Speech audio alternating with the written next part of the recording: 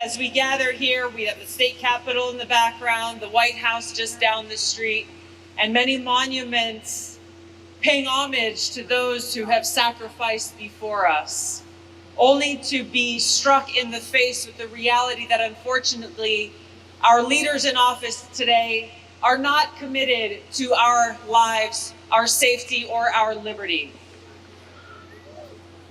Now is the time, though, to not be disheartened by that reality, but rather to be hopeful. As you look around you in this crowd, as you know, there are many hundreds of thousands or millions of people who are watching at home here in America and around the world. We find hope in our solidarity together as Americans, gathering from all walks of life, different political affiliations, but gathering together with optimism in the power of our voices in this election that happens in 38 days.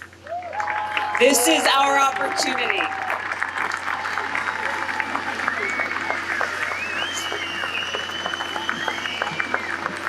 Because our opportunity is rooted in our responsibility as American citizens. To remember that our founders told us that our government exists only with the consent of the governed. That's us.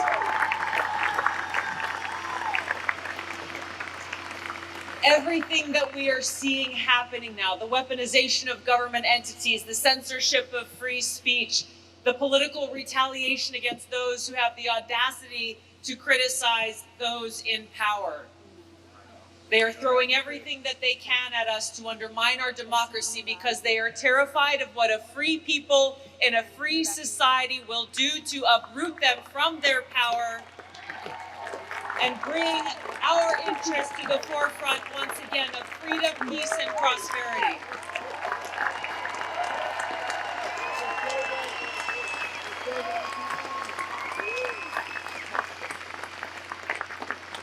So I hope you feel hopeful as I do, that as we are surrounded by hate, we confront hate with love. That as we are surrounded by darkness, we confront that darkness with the light of the truth and common sense. And that literally, as we are surrounded by warmongers rapidly beating their war drums, we stand strong and speak with clarity and courage for peace.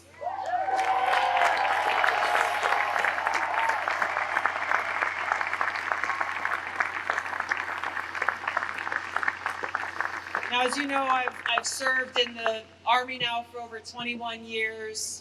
And so for me personally, and for all of our veterans and servicemen and women who are here today, we understand how important the responsibility is that every president has to serve as commander-in-chief. This central responsibility to keep the American people safe, to secure not only our lives, but our liberty, to uphold the rule of law, to secure our borders. And so I'll start here with the unfortunate failures and exploitations that are occurring at our borders. We have some people from California here today. I went and visited your border in San Diego not that long ago to go and see for myself what was happening there. And what I saw was a well-oiled machine driven by the cartels and the so-called immigration industrial complex working directly with them and profiting off of this well-oiled machine. Open borders that have been enabled by Kamala Harris and Joe Biden, not to express their compassion as they say, but to exploit those who are coming across our border and being trafficked by this multi-billion-dollar cartel industry. What I saw there were people coming from all over the world, across the border, knowing exactly where to go, not to evade Border Patrol, but to be picked up by Border Patrol, waiting patiently to be loaded in the vans, where Border Patrol have become nothing but Uber drivers for them, where they are quickly processed through a system that often within 24 hours gets them with a free plane ticket to anywhere in the country, often never to be heard from again. What I saw as I stood in a parking lot near a train station where many of these drop-offs occurred were human traffickers who were waiting, women who were being drugged unknowingly, and in their foggy state of mind being ushered into cars, never to be heard from again. What I saw was CEOs of these so-called nonprofits who are working directly with the cartels, with CEOs being paid over $1 million salaries. All of this being done in the name of compassion. But who is the compassion for, really? Who really is benefiting? It is the cartels. It is the nonprofits that are making money off of these people being trafficked without a care for the over 325,000 children who are missing, many of whom are likely being abused in our country today, without a care for the over 425,000 convicted criminals who are in our country, illegal immigrants, not a care for those who are illegal immigrants, 56,000 who have drug convictions, 14,000 who've been convicted of burglary, 13,000 convicted of homicide, over 16,000 who've been convicted of sexual assault. This is who they have compassion for. What about having compassion for the American people?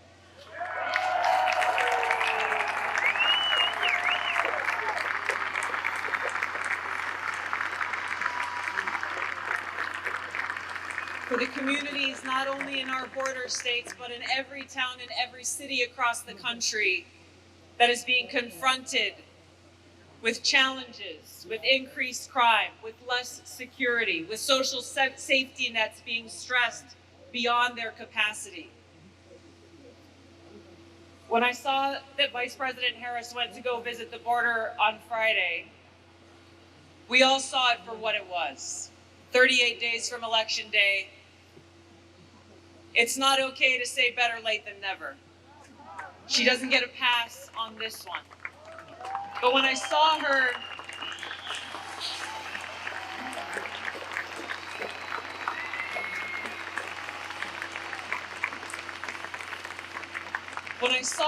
give her press conference and her speech that was clearly read off of a teleprompter, word for word, it made me sick. Because it once again was a demonstration of her arrogance in lying directly to our faces. That after 3.5 years of telling us that the borders are secure, she stands there and tells us that we have to have rules in place that must be enforced to secure our border, and that she as president will do that. She hasn't done it for the last 4 years. We shouldn't believe her lies that she will do anything differently. She's prosecuted and sued and gone after the governors of these border states who've taken action in the absence of federal leadership to do their part for their citizens to secure their borders. And they're still fighting to do that today. Whether it's the border or just about every other challenge and issue that's facing not Republicans or Democrats, but all of us as Americans, it's clear that Kamala Harris and Joe Biden are not interested in solving problems. They're not interested in securing our border. They're not interested in truly reforming our broken legal immigration system. They are more interested in allowing people to illegally cross our borders, but will turn their backs on people like a close friend of mine who has served as a Special Forces soldier for over 30 years, who simply wanted to invite some of his family members who live in Italy to come to his retirement, who applied for a 2-week tourist visa and were denied. More of their policies of America last. We need to send a strong message to them that we will not come last anymore. The American people and our country and our freedom must come first.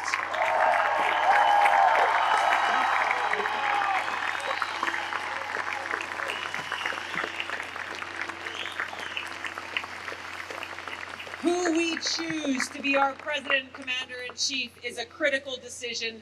It always is, but it is especially critical now. We sit closer to the brink of World War III than ever before. We sit closer to the brink of nuclear war. According to the Bulletin of Atomic Scientists, their doomsday clock is set to 90 seconds before midnight.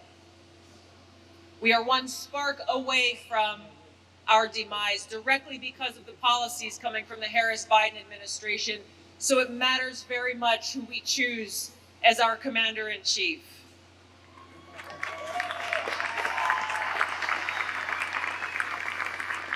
Now, President Eisenhower warned us in his farewell address about the military-industrial complex and their cozy relationship with members of Congress and how they are ruining our country and our future. Unfortunately, and I can speak from firsthand experience, that relationship is more cozy now than ever before.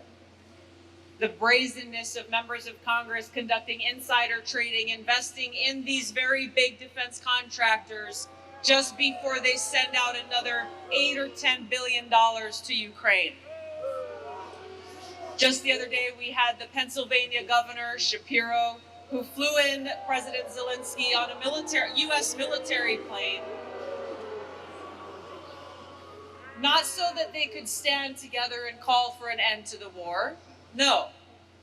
They instead went to a factory that makes bombs where Governor Shapiro, with a grin on his face, signed one of those bombs.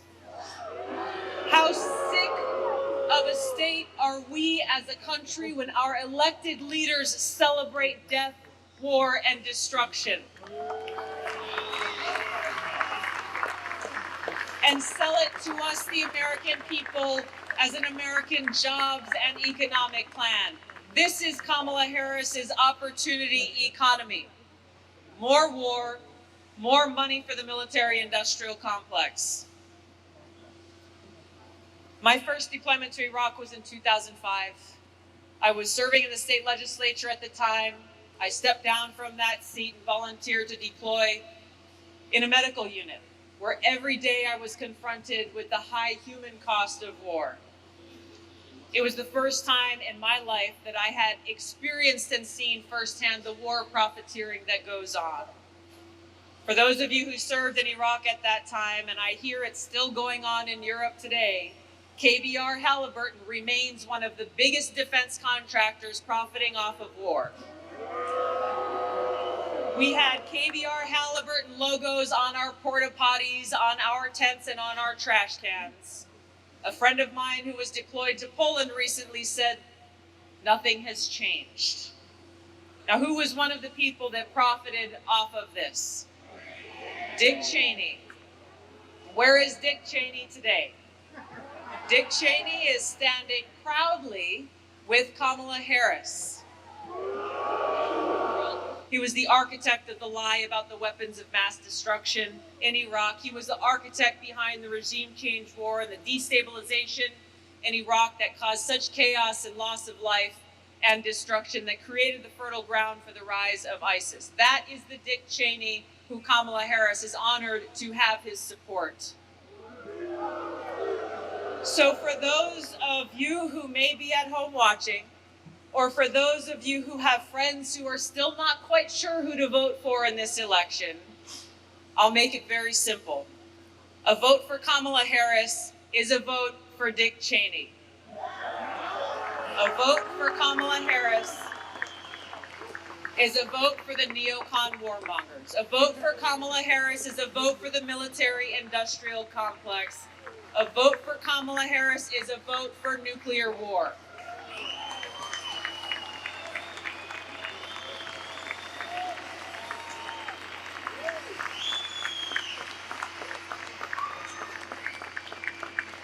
I endorse President Trump in this election because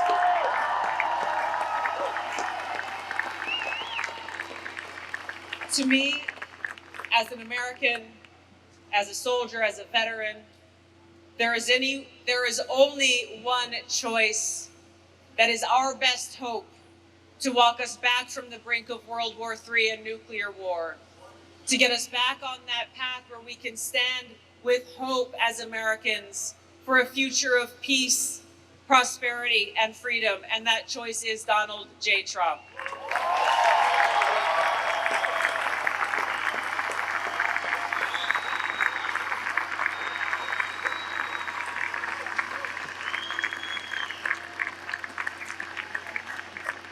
You won't hear anyone in the mainstream propaganda media talking about the reality of the threat of war that we face. A war that threatens not only our physical safety, but our liberty and our freedom. Just as we have seen through every major war and conflict before, those in power, those who gain from us being in a constant state of war, exploit that opportunity to take away more of our freedom. And as you know, once it's gone, we never get it back. The Patriot Act was shoved through and rushed through Congress in the days after the terrorist attack on 9/11, passing all of these egregious overreaches into our privacy and our civil liberties, violating the Fourth Amendment, not because they were truly needed because of 9/11, but the national security state saw an opportunity and they took it. And they said to anyone who opposed the Patriot Act, you are a traitor to America if you vote no.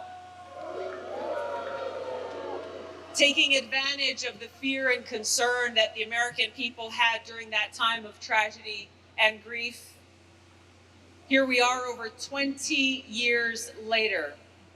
The Patriot Act was just reauthorized once again this year. And rather than the usual rubber stamp that people like Tom Massey and Justin Amash and Rand Paul and I fought against every single time,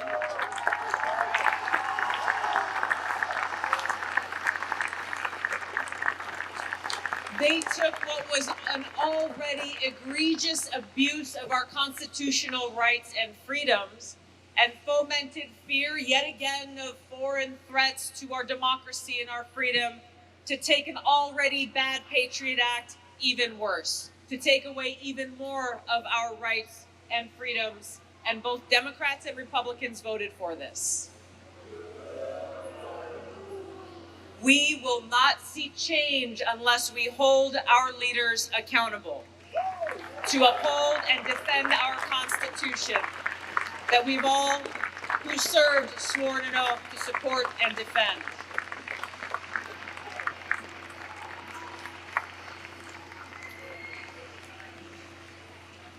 The fear-mongering will continue.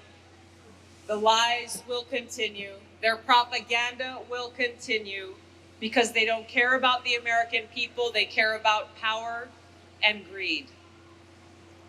Our opportunity is to recognize and acknowledge and speak proudly and truthfully that it does not have to be this way. This is not a foregone conclusion.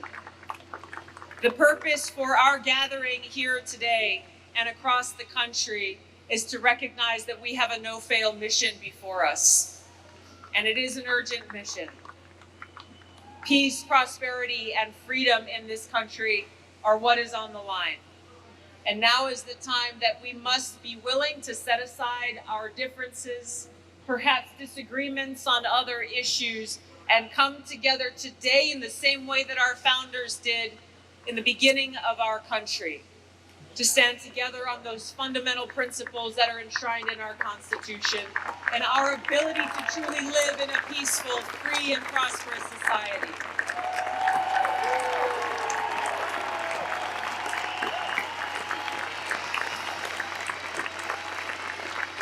We must send a powerful and boisterous message, loud and clear, to the warmongers in Washington, that we will not allow you to destroy our families.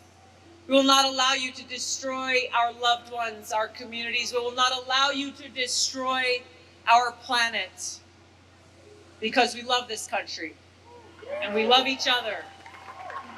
And we want to make sure that we've got a future that we can live in and leave behind. If we stand together on no other issue but this, Then we can wrestle power away from the military-industrial complex, break through the gridlock that they have created, close the revolving doors that allow them to exploit their power, and put we the people back in charge.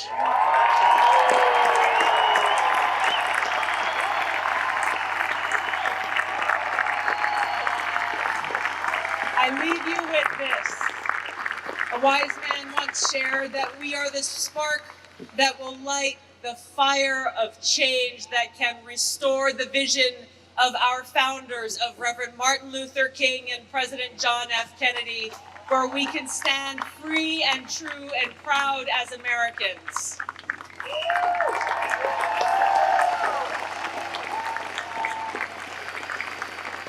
The source of that light, the source of that courage that we will need in this fight comes from love.